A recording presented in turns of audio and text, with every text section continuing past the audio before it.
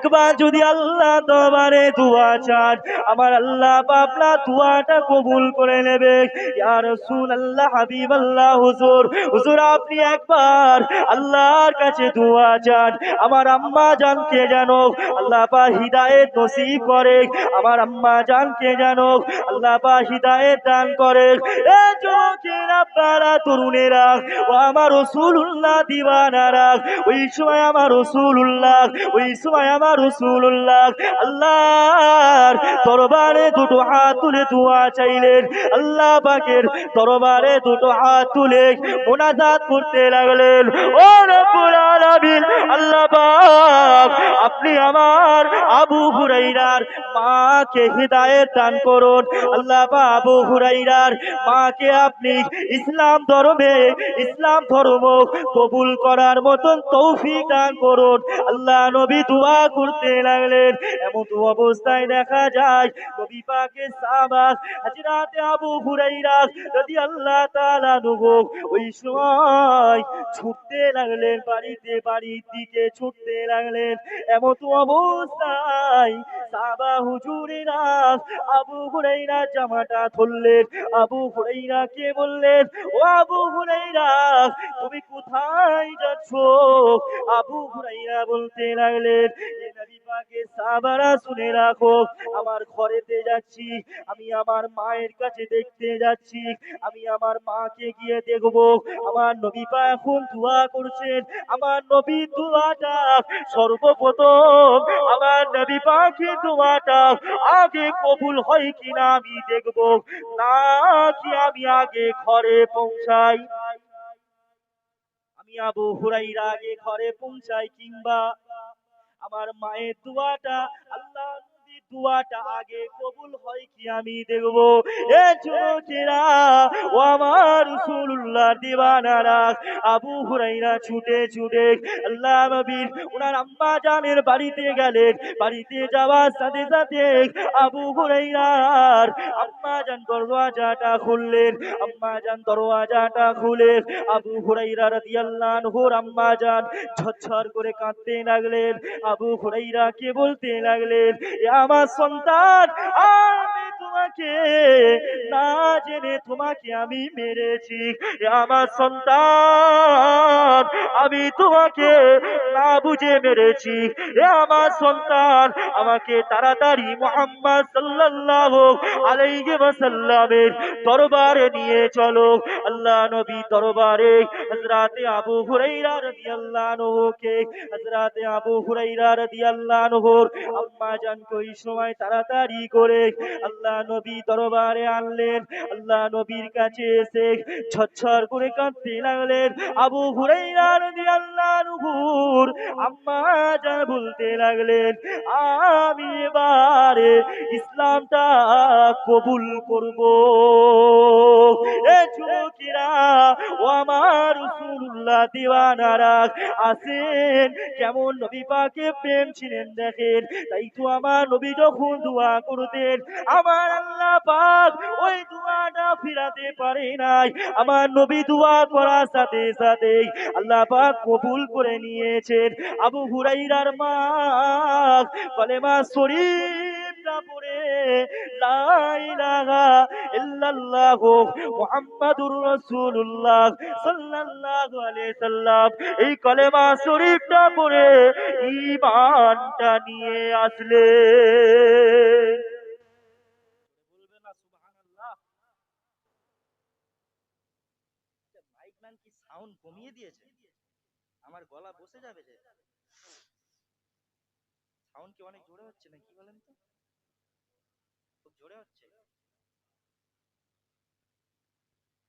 আচ্ছা, তাহলে কি বোঝা গেল? পানি দেবেন তো কেউ স্টেজে আসতে ভাইরা? হ্যাঁ, আপনি আসেন ভাই, আপনি আসেন, তোমাকে আসতে হবে না, আপনি আসেন। তাহলে নবীর সাহাবাদের দেখছেন তো ঈমান কতটা ছিলেন। সাহাবা হুজুরদের ঈমান, আল্লাহ নবী দোয়া করলেন, সাথে সাথেই কি হলো, আমার আল্লাহ দোয়াটাকে কবুল করে নিলেন। পানি থাকলে পানি দাও।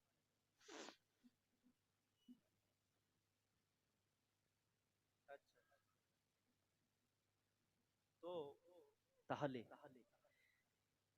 নবীকে নিজের জানের থেকে বেশি ভালোবাসতে, নবীকে না ভালোবাসলে কোনো লাভ নাই। নবীকে নিজের জানের থেকে পিয়ার করতে হবে। বাপ, আর কি বললাম, মাকে ভালোবাসতে। মায়ের সাথে কখনো খারাপ আচরণ করা যাবে? কথা বলে, মায়ের সাথে খারাপ আচরণ করা কখনো যাবে? মায়ের সাথে কখনো খারাপ আচরণ করবে না। মা যদি বদদুয়া করে দেয়, তোমার লাইফ পুরো ক্যারিয়ার শেষ হয়ে যাবে। কারণ নবী বললেন, মায়ের পদতলে, মায়ের পায়ের তলায় সন্তানের জান্নাত। জোরে বলুন সুবহানাল্লাহ। বিশ্বাস করেন তো এটা?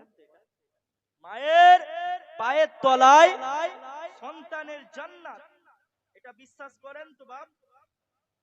যে মাকে মহব্বত করতে হবে। এবার আসেন, মাকে বেশি ভালোবাসবো না বাপকে ভালোবাসবো? শুধু মায়ের কথা বললে হবে না। কাকে বেশি ভালোবাসে? অনেক ছেলেরা বাপকে বেশি ভালোবাসে, অনেক ছেলেরা মাকে বেশি ভালোবাসে। কার সাথে সব থেকে ভালো আচরণ করতে হবে? এ যুবকেরা, ও আমার রাসূলুল্লাহ দিওয়ানারা, আসিন আমার নবী পাকের সাহাবা হযরতে আবু হুরায়রা রাদিয়াল্লাহু তাআলা আনহু, তিনি বর্ণনা করেন, আল্লাহ নবী সাল্লাল্লাহু আলাইহি সাল্লামের দরবারে একজন ব্যক্তি এসে জিজ্ঞাসা করলেন, ইয়া রাসূলুল্লাহ, হাবিবাল্লাহ, হুজুর আমি কার সাথে সব থেকে ভালো আচরণ করব?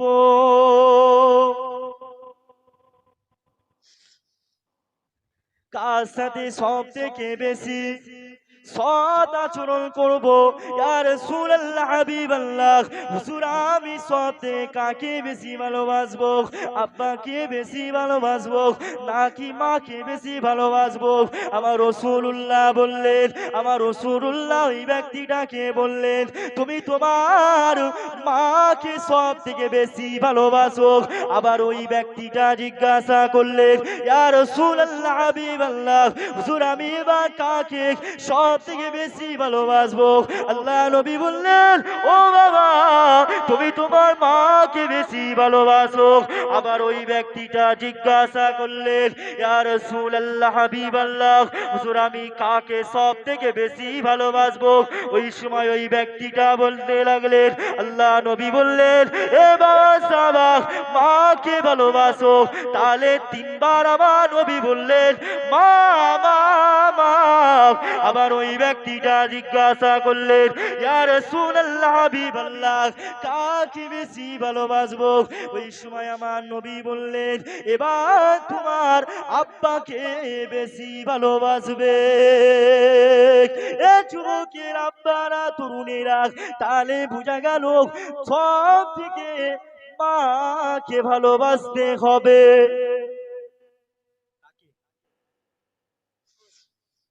কাকে ভালোবাসতে হবে? মা কবার? বাপ কবার? একবার। তাই বলে ঘরে গিয়ে বাপকে গাল দেবে না। একবার, মানে 1% যাকে বলে, 1% বাপের প্রতি, 3% মায়ের। মায়ের সম্মান তাহলে কি সব থেকে বেশি? আল্লাহ নবী বললেন, বাবা সাহাবা শোনো, যে ব্যক্তি মায়ের সাথে অসৎ আচরণ করে, মায়ের সাথে ভালো ব্যবহার না করতে পেরে জাহান্নামী হলো, মায়ের সাথে অসৎ আচরণ করে, খারাপ ব্যবহার করে, তাদের ওপর নবী বললেন, তাদের ওপর অভিসম্পাত, তাদের ওপর লানত।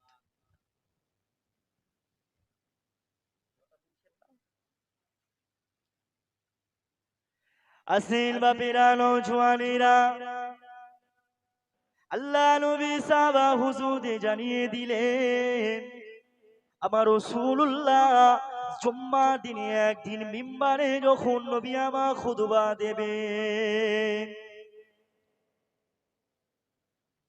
এ নওজওয়ানেরা, আল্লাহ নবী নবী দয়া নবী আমার খুতবা দেওয়ার সময়, মিম্বারে ওঠার সময়, আল্লাহ নবী মিম্বারে ওঠার সময় প্রথম ধাপে আল্লাহ নবী মিম্বারের প্রথম ধাপে পা রাখার সময় নবী আমার বললেন আমিন। আবারও নবী আমার দ্বিতীয় ধাপে পা রেখে যখন উঠতে লাগলেন, তখন নবী আমার আবারও আমিন বললেন। আবারও যখন তিনবার তৃতীয় ধাপে নবী আমার পা দিয়ে যখন উঠতে লাগলেন, তখনও নবী আমার আমিন বললেন। সাহাবা হুজুরেরা জিজ্ঞাসা করলেন, ইয়া রাসূলুল্লাহ হাবিবাল্লাহ, হুজুর আল্লাহ নবী খুতবা শেষ করলেন, খুতবা শেষ করার পরে নবী আমার জুম্মা নামাজ আদায় করলেন, নবী আমার জুম্মা নামাজ শেষ করলেন। আল্লাহ নবী সাহাবারা আমার রাসূলুল্লাহকে জিজ্ঞাসা করতে লাগলেন, ইয়া রাসূলুল্লাহ হাবিবাল্লাহ, আজকে জুম্মার দিনে আপনি নতুন একটা নিয়মে খুতবা দিলেন, আপনি নতুন একটা নিয়মে মিম্বারেতে উঠলেন। ইয়া রাসূলুল্লাহ হাবিবাল্লাহ, হুজুর আপনি মিম্বারে নতুন নিয়মে উঠলেন। আপনি যখন মিম্বারে উঠলেন, তখন প্রথম ধাপে যখন পা রাখলেন, আপনি আমিন বললেন, আবারও আমিন বললেন, আবারও আমিন বলে আপনি মিম্বারেতে উঠলেন।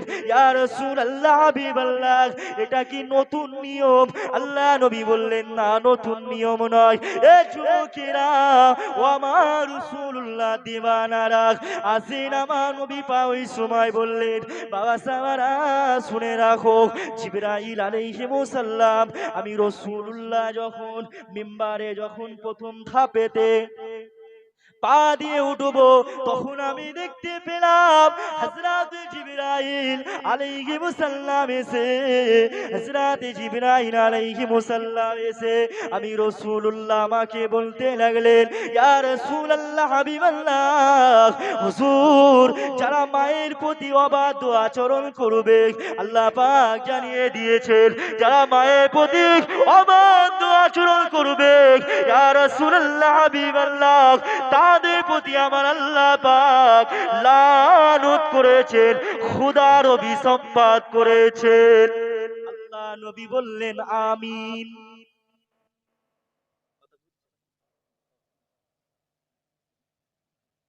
যারা মায়ের সাথে খারাপ ব্যবহার করবে,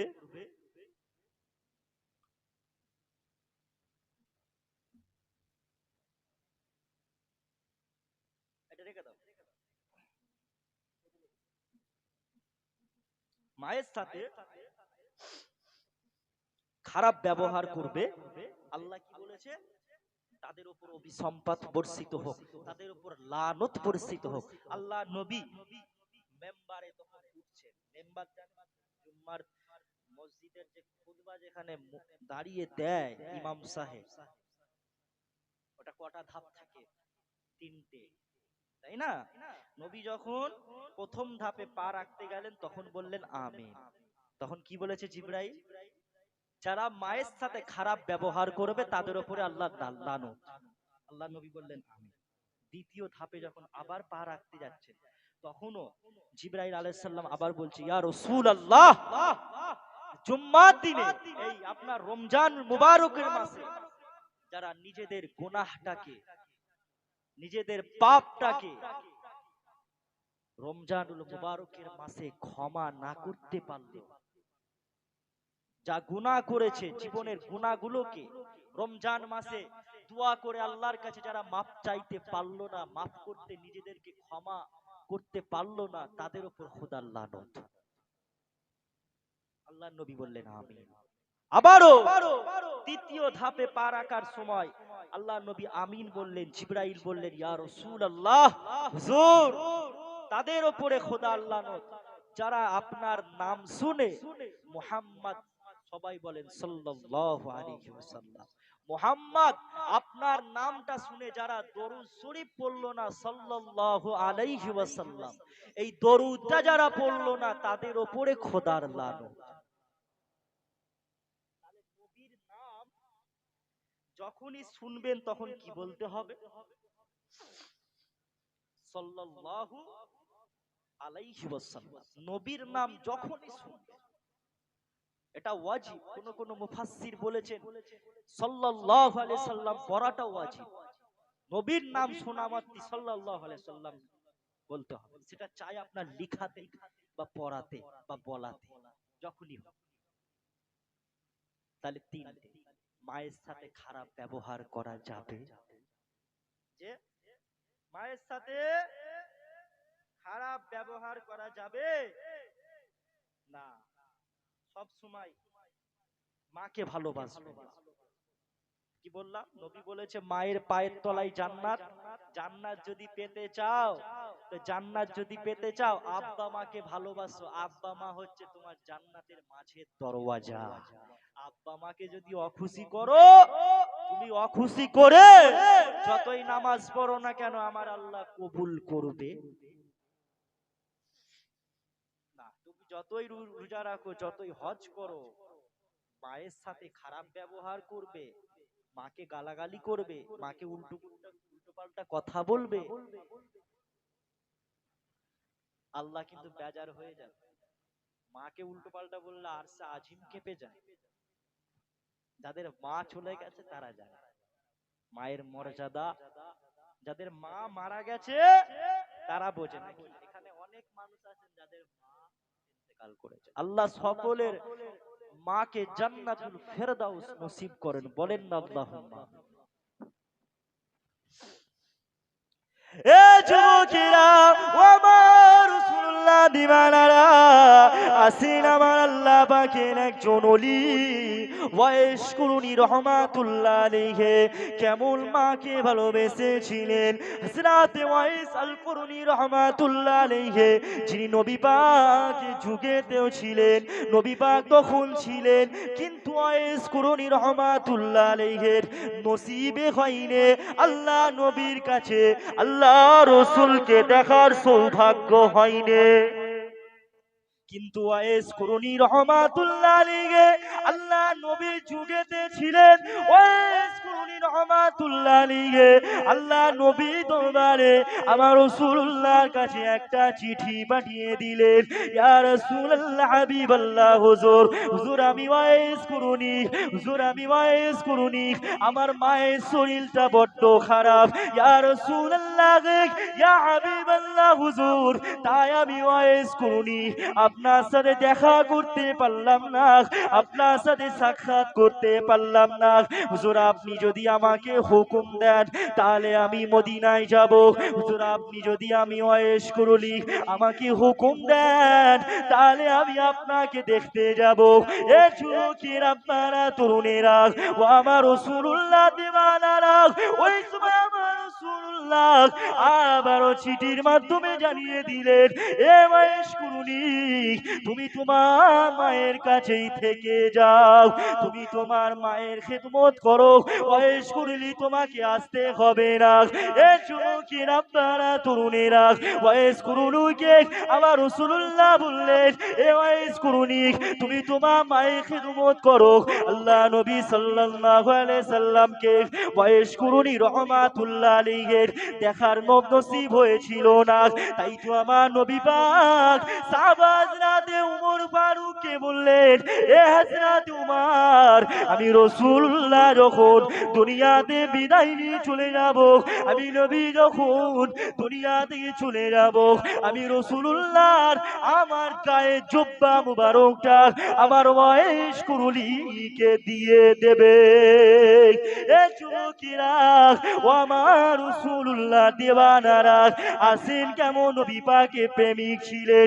ওয়াইস কুরুনি রহমাতুল্লাহ আলাইহি নবীকে দেখে নাই, কিন্তু আমার আল্লাহ পাক ওয়াইস কুরুনি রহমাতুল্লাহ আলাইহির সম্মান মর্যাদা এতটা আলা করেছে, দুনিয়া মানুষ, সারা পৃথিবীর মানুষ, ইতিহাসের পাতায় লেখা আছে, সারা পৃথিবীর মানুষ জানে ওয়াইস কুরুনি রহমাতুল্লাহ আলাইহির সম্মান মাকাম আল্লাহ পাক কতটা আলা করেছেন।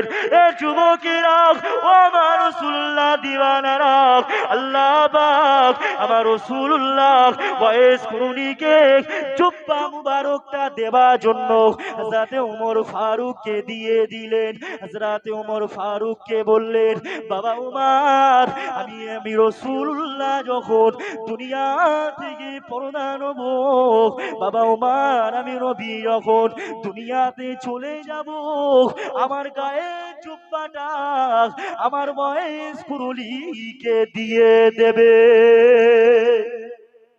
বলবেন না সুবহানাল্লাহ? আল্লাহ কি মুখে তালা মেরে দিয়েছে? হুজুর যত বলুক না কেন সুবহানাল্লাহ বলবি না? কি গো চাচা, তালা মারা নেই তো? তালা খুলতে হবে নাকি? ঠান্ডা পড়েছে বলে? ঠান্ডা যতই পড়ে, নবীর আশেক যারা হয় তারা নবীর আশেকই থাকে। ফজরের সময় ঠান্ডার সময় উজু করতে কষ্ট হয়, ঠিক ঠিক নবীর আশেক যারা হবে, আল্লাহ প্রেমিক যারা হবে, তারা কি করবে? ঠিক ফজরে উঠবে, ঠান্ডা যতই পড়ুক, কনকনে ঠান্ডা, তারপরও উজুটা করে ঠিক নামাজ পড়ে। এরা হচ্ছে নবী প্রেমিক। বয়স কুরুলি রহমাতুল্লাহ নবীকে এত ভালোবেসেছে। আহ, আল্লাহ নবী সাল্লাল্লাহু আলাইহি ওয়াসাল্লাম হুজুরের ওহদের ময়দানে আমার নবীর একটা দান্দাইমান দাঁত ভেঙে গিয়েছিল, কাফেররা মেরেছিল, আমার নবীর দাঁত একটা শহীদ হয়ে গিয়েছিল। ওয়াইস কুরুলি যখন শুনলেন আমার নবীর একটা দাঁত ভেঙে গেছে, ওয়াইস কুরুলি রহমাতুল্লাহ আলাইহি তখন বললেন, নবীজির একটা দাঁত ভেঙে গেছে, আমি জানি না, আমি ওয়াইস কুরুলি জানি না আমার নবীর কোন দাঁতটা ভেঙেছে। তাই ওয়াইস কুরুলি কি করলেন, পাথর দিয়ে নিজের সমস্ত দাঁত ভেঙে ফেললেন। জোরে বলে, আর জোরে বলে, নারী দেখবে সুবহান। এটা ছিল নবী আসে, এটা নবীর প্রেমিক। আহ, নবীর একটা দাঁত ভেঙেছে, আমি ওয়াইস কুরুলি তো জানি না আমার নবীর কোন দাঁতটা ভেঙেছে, ওয়াইস কুরুলি সব দাঁত ভেঙে দিয়েছিল। সুবহানাল্লাহ, মহব্বত করেছিল। আমরা কি ওয়াইস কুরুলি রহমাতুল্লাহ আলাইহির মতন ভালোবাসতে পারবো? আল্লাহর ওলিরা যারা ভালোবেসেছে তাদের মতন কি আমরা ভালোবাসতে পারবো? কিছু মানুষ বলে এই অমুক খারাপ, খাজা হুজুর খারাপ, দাদা হুজুর খারাপ, ফুরফুরা খারাপ। আরে ফুরফুরা যেসব পীর সাহেব গুলো আছে তাদের মতো হতে পারবো আমরা? পীর আল্লামা সাইফুদ্দিন সিদ্দিকী রহমাতুল্লাহ, আহ, কত বড় আল্লাহর ওলি ছিলেন, হুজুরের মুরিদান, বুঝলেন? হুজুর কেবলা বলতেন বাবা, মাঝে মধ্যে বলতেন, কি বলতেন, জিকির করার সময় কেঁদে কেঁদে পীর আল্লামা সাইফুদ্দিন হুজুর বলতেন, সাইফুদ্দিন সিদ্দিকী রহমাতুল্লাহ বলতেন, সাপ তোমার আজকে শক্তি আছে, তুমি আজকে এঁকে বেঁকে চলছো, কিন্তু এমন একটা দিন আসবে হে সাপ, তোমার কোনো এই শক্তি থাকবে না, তুমি সোজা হয়ে খাটিয়ায় সোজা হয়ে রাস্তার বিছখানে পড়ে থাকবে।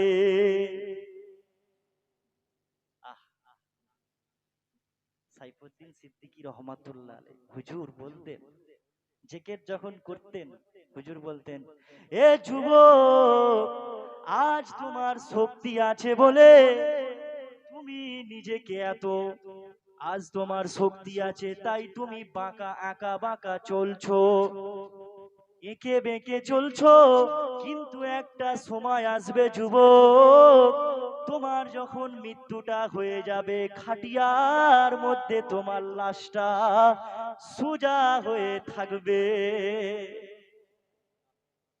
কি নবী প্রেম! আজ সাপকে বলছে, সাপ তোমার শক্তি আছে, তুমি বেঁচে আছো, তাই তুমি আঁকা বাঁকা চলছো, কিন্তু যখন তুমি মরে যাবে তোমার লাশটা সোজা হয়ে থাকবে। আজ যুবক আমরা আঁকা বাঁকা চলছি, আল্লাহ আল্লাহ রসুলের কথা ঠিকভাবে মেনে চলছি না, কিন্তু এমন একটা সময় আসবে আমাদের লাশটা সোজা হয়ে থাকবে খাটিয়ার মধ্যে। আহ, হুজুরের মতন কি হতে পারবো আমরা? তিনারা কত মহাব্বত করে ভালোবেসে, তাই তারা আল্লাহর ওলি হতে পেরেছে। তিনাদের ঈমানটা কতটা মজবুত ছিল, আমরা সেরকম ঈমানওয়ালা মানুষ হতে পারি না। দিন রাত, রাতকে কোনো রাত মনে করতো না। তুমি আমি রাতকে ফটর ফটর করছি, ফুরফুরা খারাপ, ফুরফুরা খারাপ, এই হুজুর খারাপ, ওই হুজুর খারাপ, ওই হুজুর শিরক করেছে, এই ফুরফুরারা শিরক করে, এই এই করে, হ্যান করে, হারাম করে, হারাম কাজ করে। আরে বাপ, কত রাত জেগে জেগে জেগে জেগে তারা আল্লাহর ওলি হয়েছে। তুমি আমি রাত্রে সারা রাত ধরে জেগে ঘুমিয়ে থাকি, আর তারা গিয়ে দেখো, ঘরে দেখো, ভাবছি কি যে হুজুররা যেসব বয়স্ক হুজুরগুলো আছে না, বেশিরভাগ সবাই আমি বলবো আল্লাহর ওলি। শুধু হুজুররা আল্লাহর ওলি নয়, হুজুরদের স্ত্রী গুলো আল্লাহর ওলি। সানাউল্লাহ সিদ্দিকী ভাইজানের মুখে শুনেছি, সানাউল্লাহ ভাইজান এই যে দাদি জান, দাদি আম্মা জানের কদিন আগে এ হলো, হ্যাঁ, দাদি আম্মা জান এরকম কি ছিলেন, সারা রাত ধরে জেকের করতে। তোমার আমার বাড়ির মেয়েগুলো জেকের করে, নামাজ পড়ে, পেটের কাপড় খুলে রাস্তায় ঘুরে। কবরে গেলে ফেরেশতারা ঠ্যাং খুলে নেবে, মার এমন দেবে না। প্রথম থেকে বলছি, বাপ আল্লাহ ভালোবেসে সৃষ্টি করেছে, মোহাব্বত করে সৃষ্টি করেছে, তখনও বলেছি, এখনো বলছি, ইবাদত করতে হবে। কার ইবাদত করবে? আল্লাহ। কি বলেছিলাম, গোটা বডি আল্লাহ দিয়েছে, কিন্তু কপালটা আল্লাহ। এই কপাল কোন পীরের মাজারে ওলি আল্লাহর দরবারে নিচু করা যাবে? একমাত্র আল্লাহ জমিনে সেজদা করতে হবে।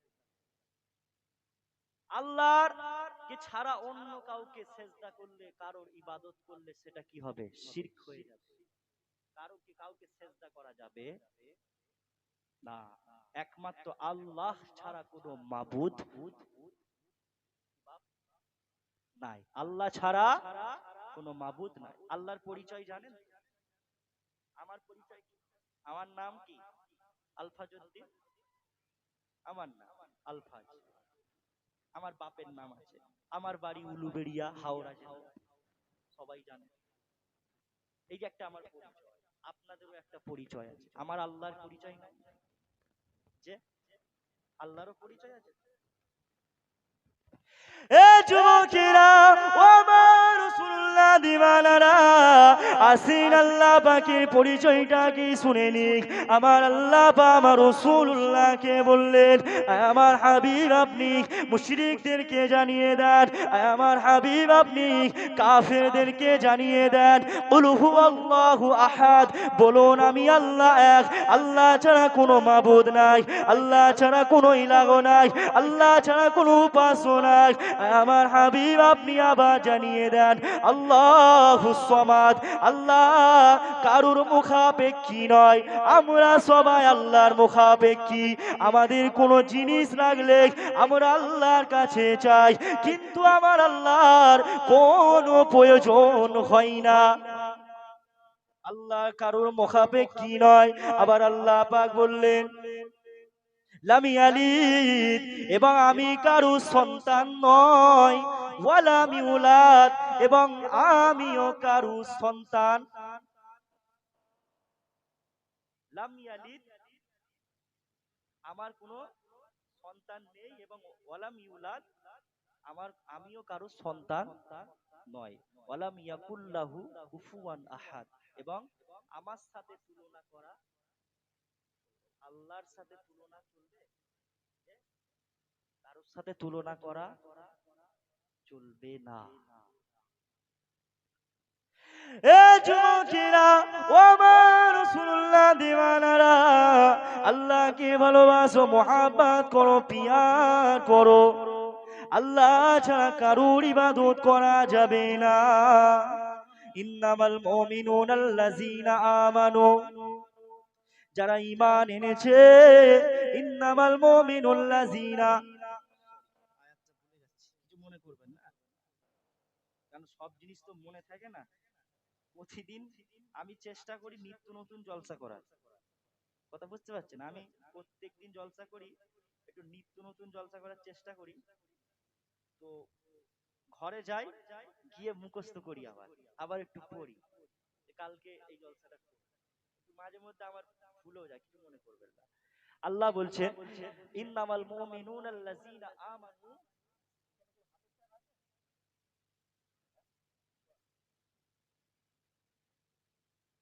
ইন্নামাল মুমিনুনা আল্লাযীনা আমানু, যারা ঈমান এনেছে। যাক বাপ, আয়াত ভুলে গেছি, খেয়াল পড়ে না, ওটা পরে আর আসেন, আল্লাহকে মোহাব্বত করেন, ভালোবাসেন, আল্লাহকে প্রিয়া করতে হবে। আল্লাহ ছাড়া কারোর ইবাদত বান্দেগি করা যাবে না। এ যুবকের আব্বারা, তরুণেরা, আমার রাসূলুল্লাহ সাহাবা হুজুরেরা যেমন নবীকে মোহাব্বত করেছিল, তেমন নবীকে ভালোবাসতে হবে। সাহাবা হুজুরেরা যেমন রাসূলুল্লাহকে প্রিয়া করেছিলেন, তেমন আমাদেরকেও মোহাব্বত করতে হবে।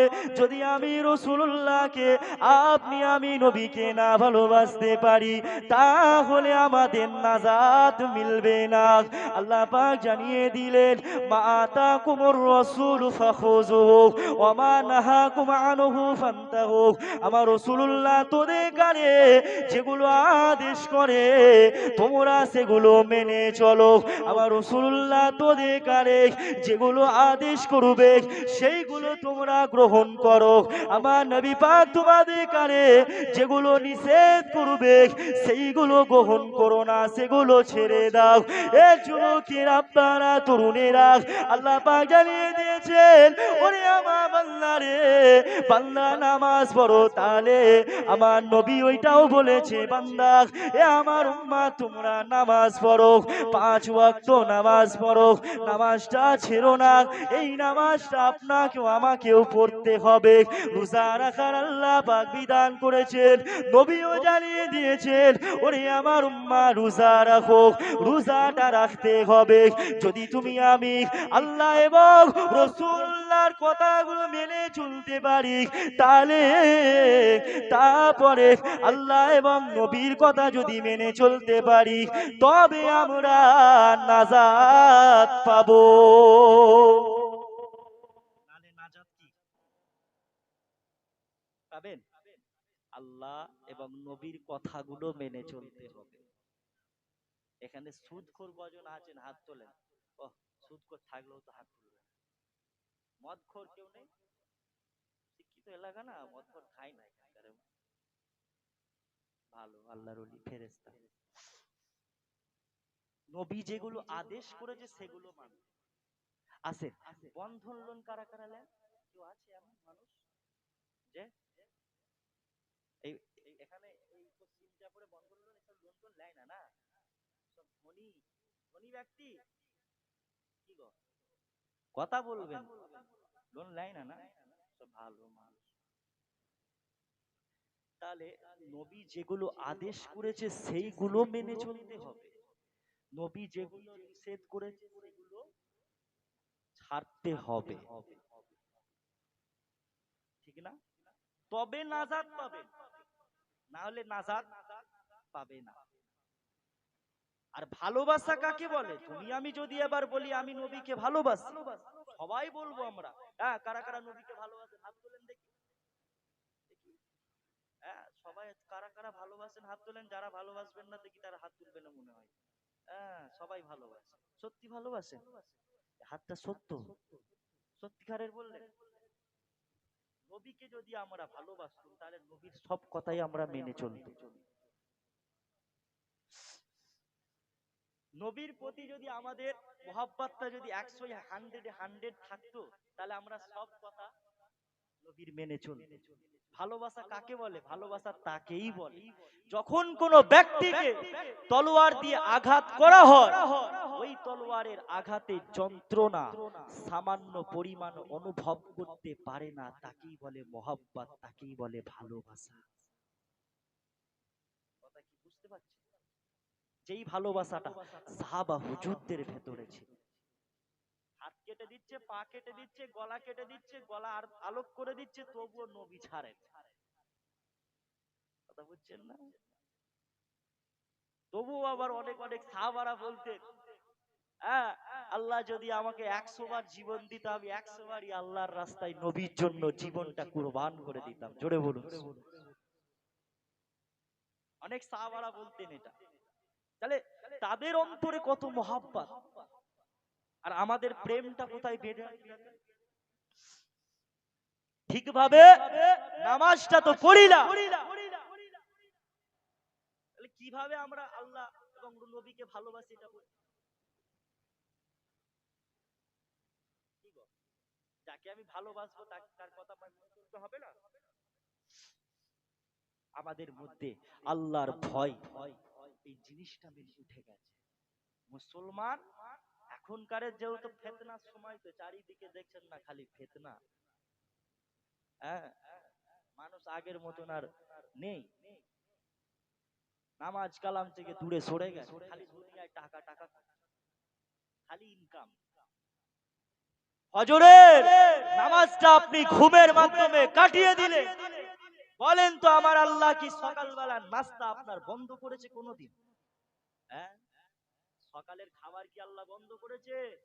কি গো, জোহরের নামাজটা আপনি ছেড়ে দিলেন, আল্লাহ কি দুপুরবেলায় ভাত দেয়? এই ভাত খাওয়ার রিজিকটা কি আল্লাহ দিলাইনি? ভাত খাওয়া কি বন্ধ হয়েছে দুপুরবেলায়? রাত্রের বেলায় ঈশার নামাজটা পড়লাম না, তারপরে কি ঈশার সময় খাওয়া বন্ধ হয়েছে আমাদের? রিজিকের মালিক কে? আল্লাহ। আপনি যে রিজিকটা আপনি ভাবছেন আমি ইনকাম করছি, আমি খাচ্ছি, আমি ইনকাম করছি, আমার পয়সা হয়েছে, আমি খাদ্য কিনে খাচ্ছি। আরে বাবা, তোমাকে কাজ করার ক্ষমতাটা তো আমার আল্লাহ দিয়েছে। তুমি যে রিজিকটা কাজটা করছো, যে কাজটা করছো, ওই কাজটাও আমার আল্লাহ দিয়েছে। তারপরে তো তুমি রুজিকটা তুমি কাজ কাম করে ইনকাম করতে পারছো। এবার কেউ যদি বলে, হ্যাঁ, নামাজ পড়তে গেলে কাজের সময়, আর্জেন্ট কাজ, নামাজ পড়তে গেলে সময়টা চলে যাবে, নামাজটা পড়লে আধ ঘন্টা কি 1 ঘন্টা, নামাজ পড়তে তো আর 2 ঘন্টা লাগে না, আধ ঘন্টা। এখনকার নামাজিদের আধ ঘন্টায় শেষ হয়ে যাচ্ছে। ইমাম সাহেব ওই রকম নামাজ শেষ করে দিবে মনে হয় 2-3 মিনিটে, আর মুসল্লিরা ওই রকম 4 রাকাত নামাজ শেষ করে দিবে ঘর, আধ ঘন্টায় নামাজ শেষ। বুঝছেন না? নামাজ পড়ে ঘর চলে গেল জলদি জলদি। এই যে আমরা নামাজ, নামাজ কি সর্বোত্তম ইবাদত হলো নামাজ। এটা সব থেকে ভালো করে করতে হবে না? যে নামাজটা ভালো করে পড়তে হবে না? আপনি 2 ওয়াক্তের নামাজ পড়েন, সেটাই ভালো করে পড়েন। 5 ওয়াক্ত নামাজ পড়ে কপাল কালো করে ফেললেও হয়তো আপনার নামাজটা কবুল হবে না। বুঝছেন না? যদি আপনার মধ্যে হারাম ঢুকে থাকে, সুদ ঢুকে থাকে, লোন ঢুকে থাকে, হ্যাঁ, মানুষকে গালাগালি উল্টো পাল্টা করে বলা, মানুষকে কষ্ট দেওয়া, বিভিন্ন রকমের কাজ যারা করে নামাজ পড়লেও হবে না। নামাজ নামাজের মতন পড়তে হবে। এ যুবকেরা, ও আমার রাসূলুল্লাহ দিওয়ানারা, আল্লাহকে ভালোবাসো, পিয়া করো, কবরের কথা চিন্তা করো। আজকে মুসলমান তোমার আমার অন্তর থেকে আল্লাহ পাকের ভয়টা উঠে গেছে, নবী পাকের মহাব্বত উঠে গেছে, মৃত্যুর ভয়টা উঠে গেছে। তাই তো তুমি আমি মুসলমান আল্লাহর ইবাদতে দূরে সরে গেছি। এ যুবকেরা, আপনারা তরুণেরা, একদিন না একদিন তুমি আমি মৃত্যু, তোমার আমার মৃত্যুটাও হয়ে যাবে। একদিন তোমার আমার মাইকে আজান, তোমার আমার নামটা মসজিদের ইমাম সাহেব, মসজিদের মুয়াজ্জিন সাহেব বলবে, আলফাজ ইন্তেকাল করেছে, আলফাজের জানাজার নামাজটা জোহর বাদ হবে, আপনার আমার নামটাও একদিন মসজিদের মাইকে লাগানো হবে, অমুকের সন্তানটা অমুক মারা গেছে, তোমাকে আমাকেও একদিন ওই কবরে জিন্দেগিতে চলে যেতে হবে। এ যুবকেরা, তুমি আমি যখন মারা যাব তাড়াতাড়ি করে আমার আত্মীয় স্বজনেরা আমাদেরকে কাফনটা পরিয়ে দিয়ে গোসলটা করিয়ে দিয়ে কাফনটা পরিয়ে দিয়ে কবরের দিকে নিয়ে যাবে, খাটিয়ায় তুলবে, খাটিয়ায় তুলে কবরের দিকে নিয়ে যাবে। আপনার আমার মনটা খারাপ হয়ে যাবে। আপনি আমি চিন্তা করতে লাগলাম, আমার আব্বা, আমার দাদা, আমার আত্মীয় স্বজনেরা আমাকে কবরের মধ্যে রেখে আসছে, খাটিয়ায় করে তোমাকে আমাকেও কবরের দিকে নিয়ে যাবে। ও যুবকেরা, ও রাসূলুল্লাহ দিওয়ানারা, ওই মৃত ব্যক্তিটাকে যখন কবরের মধ্যে রাখা হবে, কবরের মধ্যে রাখা পরে মৃত ব্যক্তিটা বলতে থাকে, বাপ যদি মরে যায় ছেলেরা খাটিয়ায় করে কবরের মধ্যে শুইয়ে দেয়, ছেলেরা কবরের মধ্যে শুইয়ে দেয়। বাপ বলতে লাগে, আমার সন্তানেরা তোমরা আমাকে কোথায় ফেলে রেখে চলে যাচ্ছ? বাপ যদি মারা যায় সন্তানদের বলতে লাগে, আমার সন্তানেরা তোমরা জানো না, জানো না আমি একা অন্ধকার জায়গায় থাকতে পারি না, আমি কিভাবে অন্ধকার কবরে থাকবো, কিন্তু এটা আমরা শুনতে পাই না। এ যুবকেরা, ও রাসূলুল্লাহ দিওয়ানারা, ওই মৃত ব্যক্তিটাকে যদি কবরের মধ্যে শুইয়ে দেওয়ায়, স্বামী মারা গেলে ওই সময় স্ত্রী যদি মারা যায়, স্বামী স্ত্রীকে খাটিয়ায় করে কবরের মধ্যে রেখে দেয়। সবাই আপনাকে মাটি দিয়ে চলে যাবে, কেউ আপনার পাশে থাকবে না। ও যুবক, একটুখানি ভাবো, দুনিয়ায় যাকে আপনি আপন ভাবছেন কেউ আপনার আপন নয়, দুনিয়ায় যাকে আপনি আপন ভাবছেন কেউ আপনার আপন নয়। এ রাজওয়ানিরা, আজ যখন সবাই মাটি দিয়ে চলে যাবে তখন আপনার আমার মনটা খারাপ হয়ে যাবে। আমার আত্মীয় স্বজনেরা আমাকে কবরে রেখে আসলো, দুশ্মনে কবরে রেখে আসে না। দুশ্মনে কবরে রেখে আসে কি গো? খাটিয়াই করে বাপ মরে গেলে তোমার দুশ্মন কি খাটে করে নিয়ে যায়? ছেলেরা, ফ্যামিলির লোকেরা কি আর দুশ্মন হয়? আত্মীয়, নিজের আত্মীয় স্বজনেরা আপনাকে আমাকে কবরে কি রেখে আসবে। কাকে আপন ভাবছে? কেউ আপনার আপন নয়। মরে গেলেই সব শেষ। কিসের টাকা, কিসের বাড়ি, কিসের পয়সা, সব শেষ। কিসের অহংকার, ক্ষমতার অহংকার, মরে গেলেই বোঝা যায়। আজ যে মানুষটা বড় নেতা, আজ যে মানুষটা কোটিপতি, ওই মানুষটা মারা গেলে শুয়ে থাকে। এই মানুষটা নেতা, বিশাল দাপট ছিল, সেই মানুষটা মরে গেলে কিচ্ছু ক্ষমতা থাকে না। থাকে আজ নরেন্দ্র মোদীর এত ক্ষমতা, নরেন্দ্র মোদী এক্ষুনি মরে গেলে নরেন্দ্র মোদীর আর কিছু থাকবে? ক্ষমতা থাকবে না। কোনো জেট ক্যাটাগরি আপনার পুলিশ টুলিশ এত নিরাপত্তা কেউ থাকবে? কেউ কি কবরে যাবে? ও তো হিন্দু, দেব তো আগুনে পুড়িয়ে দিবে, যাক যাক জাহান্নামে যাক। তবু আল্লাহ যদি ঈমান তার করে, আল্লাহ হেদায়েত করুক, বলেন আল্লাহুম্মা। ও যুবকেরা, ও রাসূলুল্লাহ দিওয়ানারা, সবাই আপনাকে মাটি দিয়ে চলে যাবে, তখন আপনার আমার মনটা খারাপ হয়ে যাবে। কেউ থাকবে না। যদি আপনি আমি মুমিন বান্দা হতে পারি, যদি আপনি আমি মুমিন হতে পারি, তাহলে কবরে ফেরেশতাদের সওয়াল জবাবটা দিয়ে দিতে পারবো। অনেকেই আমরা জানি কবরে কি সওয়াল জবাব হবে। মান রব্বুকা ওমা দীনুকা ওমান নাবিয়ুকা, সবাই জানে। মান রব্বুকা, তোমার রব কে যদি জিজ্ঞাসা করে, আলফাজ বলে দেবে আল্লাহ। ওমা দীনুকা, তোমার ধর্ম কি? তুমি আমি বলতে ইসলাম। আমার নবিয়ুকা, তোমার নবীর নাম কি? বলে দেবো হযরত মুহাম্মদ সাল্লাল্লাহু আলাইহি ওয়াসাল্লাম। সহজ? তাহলে তো সবাই জান্নাতি হয়ে যাবে, ঠিক কিনা? সবাই তো মুখস্থ করে নেবে, হ্যাঁ এই তিনটে প্রশ্নের উত্তর মুখস্থ করলেই জান্নাত পেয়ে যাবো নাকি? এন্ড সব আবার কিছু কিছু মানুষ হুজুরদের ওয়াজ শুনেছে, তিনটে প্রশ্ন করবে, উত্তর দিলে তবে জান্নাতি হবে। এন্ড কিছু কিছু মানুষ বলে যাক নামাজ পড়ি আর নাই পড়ি, এই প্রশ্ন উত্তরগুলো জেনে লি বাবা, এই তিনটে প্রশ্নের উত্তর জেনে নিয়ে কবরে যেতে পারলেই তো জান্নাত পেয়ে যাবো নাকি? অত সোজা নয়। আল্লাহ বলার তৌফিক দিলে তবে বলতে পারবো, না হলে বলতে পারবো না। মোমেন বান্দা হলে আল্লাহ বলার তৌফিক দিলে তবে বলতে পারবে, না হলে বলতে পারবো না।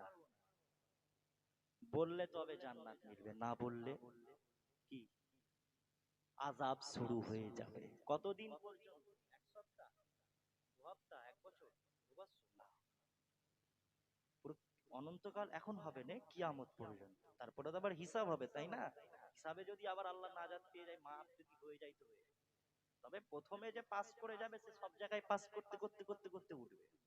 প্রথমে ফেল করলে একটু টাফ হয়ে যাবে পরীক্ষা, সেখানে পরীক্ষায় আবার আল্লাহ যদি মাফ করে তবে।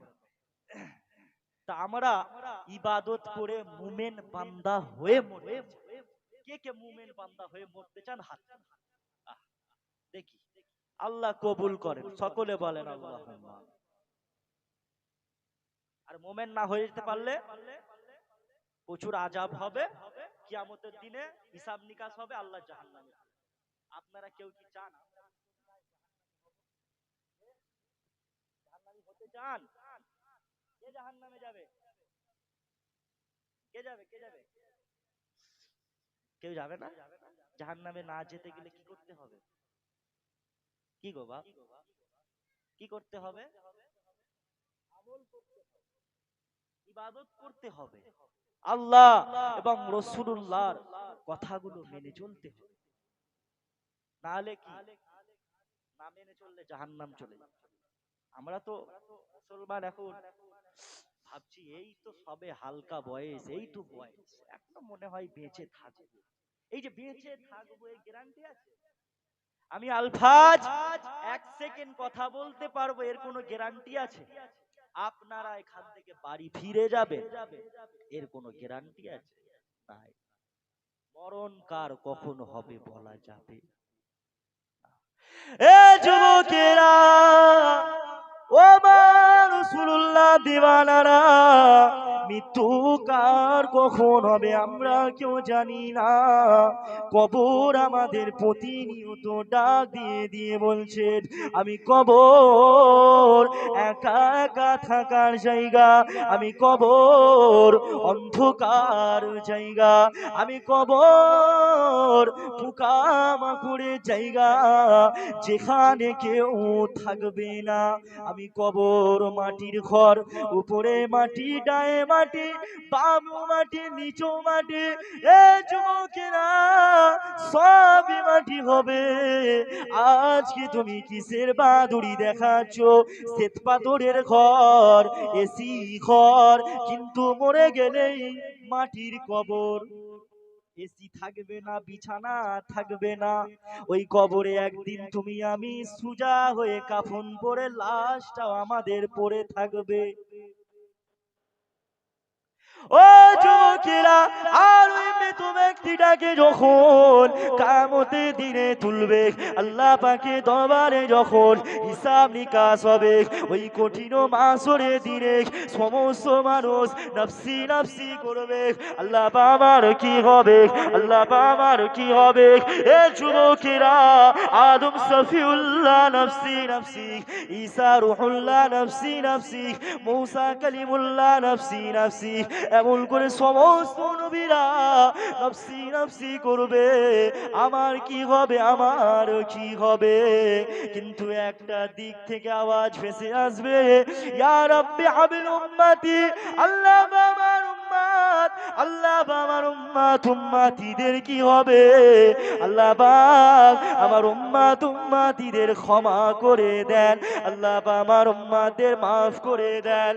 এ যুবকেরা, তখন আমার আল্লাহ পাক বলবেন, আমার হাবিব রে, আপনি কাঁদবেন না হাবিব আমি আল্লাহ পাক আপনাকে সব থেকে সম্মানওয়ালা করেছি ও আমার হাবিব ও আমার দোস্ত আমি আল্লাহ পাক আজকে দিনে প্রতিটা বান্দা বান্দির সেকেন্ডের হিসাব নেব আমি আল্লাহ পাক কাউকে ছাড়ব না আমি আল্লাহ পাক প্রতিটা বান্দা বান্দির সেকেন্ডের হিসাব নেব এ যুবকের আপনারা তরুণেরা যদি তুমি আমি 60 বছর বাঁচি আল্লাহ পাক আমাদের সেকেন্ডের হিসাব নেবে